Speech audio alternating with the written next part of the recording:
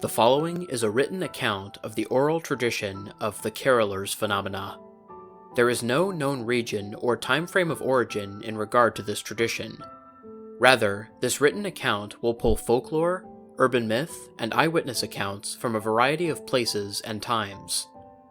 The carolers, sometimes referred to as the wassailers, is a phenomenon that occurs predominantly during the month of December.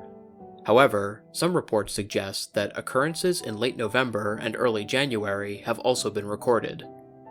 The phenomenon appears to be supernatural in origin, and there appears to be no certain way to trigger the occurrence. However, every witness to the apparitions has had one crucial similarity. All of those who have been visited by the carolers had recently donated clothing to a local charity or drive, with only minor exceptions. Given the seasonal timing of the occurrence, surrounding or on the Christmas holiday, the clothing in question is often wintertime outwear, including, but not limited to, jackets, coats, sweaters, vests, mittens, gloves, scarves, beanies, bonnets, earmuffs, snow boots, and other assorted cold weather attire.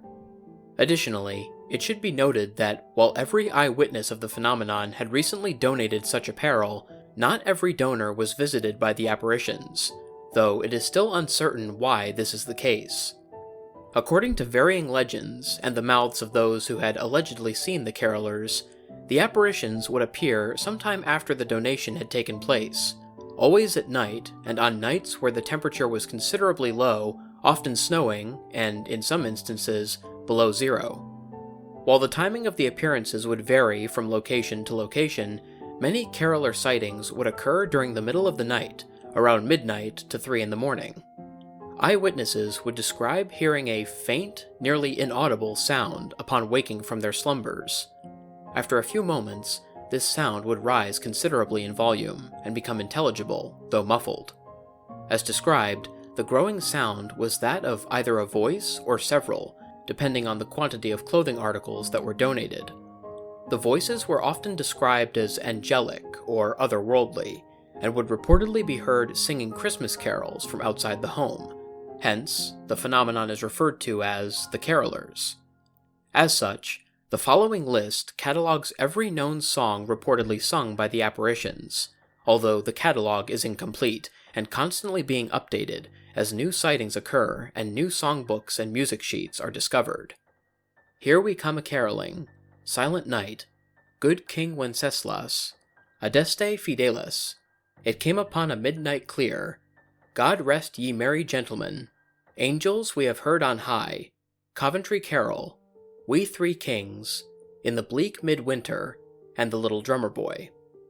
Upon hearing any of these carols, or any undocumented ones not aforementioned, many of those who encountered the phenomenon would follow the sound to its point of origin, typically outside the home's or apartment's front door, where the witness in question would see what appeared to be the clothing that they had donated prior suspended in the air and seemingly worn by an invisible person, with the sound emanating from where a mouth should be, often beneath a beanie or somewhere within a hooded coat. Upon the completion of the carol, these garments would then drop to the ground, and the phenomenon would end. With the exception of a large family of 8 from Nebraska, most sightings of the apparitions consisted of anywhere from 1 to 6 carolers outside the front door, with the average being 3. Due to the nature of typical clothing donations and drives, the outfits worn by the apparitions are often incomplete, with some being mere scarves 4 feet off the ground, while others, often visitors of more generous benefactors, are fully bundled, with the exception of a face. Any and all appearances of the carolers phenomenon, despite differences in attire or the amount thereof, behaved in a similar manner. The apparitions would appear, sing, and depart, with only a few rare exceptions that will be listed below. Mary Thomas, a 68-year-old woman from Des Plaines, Illinois, is the only recorded individual visited by the carolers who did not report the sighting herself. Rather, the sighting, though not confirmed to have been the carolers, but highly likely, was made by a neighbor who claimed that they heard a loud banging sound sometime around 2:30 a.m. during the morning of December 23, 1988. Upon donning a robe and heading over to the Thomas residence, the neighbor discovered the front door to be wide open, a pile of old clothes littering the front porch, and Mary Thomas's body lying on the hallway rug. Thomas had suffered a heart attack sometime between 2 in the morning and when the neighbor had found her. Months prior, Thomas had surgically received a stent in her heart, and because of the outpouring of donations on her behalf, and her weight loss due to her health condition, decided to gift much of her old clothing to a local charity for the holidays. Much of that clothing was discovered on Thomas's front porch that very morning. Eric Anderson, a 30-year-old from Liverpool, England, was declared legally dead in 2007 after being considered a missing person for 7 years. In the year 2000, after not returning to work for a period of 3 days, Anderson's apartment was visited by local police, who discovered not only the home to be vacant, but no signs of forced entry or foul play present within. Instead, investigators were only left with an empty bed, Anderson's pajamas beneath the covers, and nothing to suggest that he had fled the premises. All of Anderson's clothes and suitcases were accounted for, and a wallet containing his ID and $600 in cash were retrieved from the nightstand. Though no official connection to the phenomenon ever surfaced, Anderson's eventual obituary did describe him as a charitable man. Despite this claim, however, little evidence of such generosity was conveyed in Anderson's financial statements. Additionally, these statements never once suggested that Anderson had any children, nor was paying any form of child support.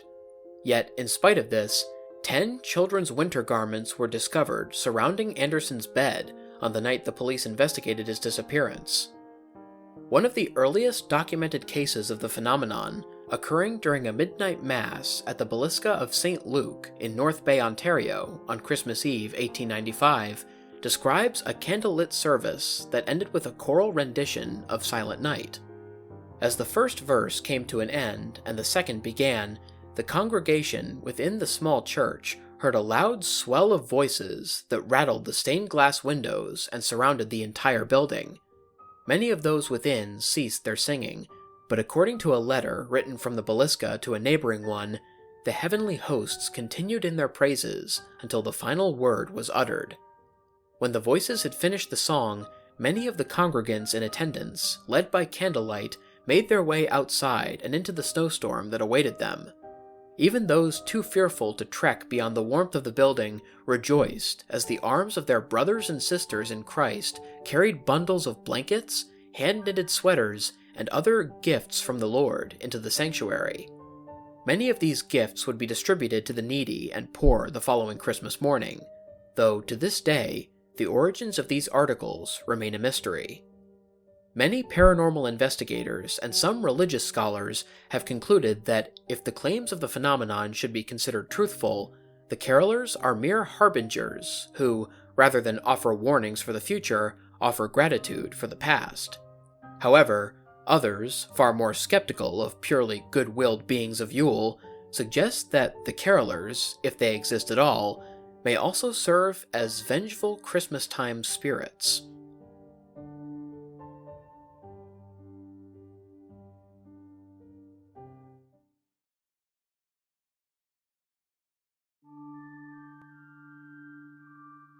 What's up everybody?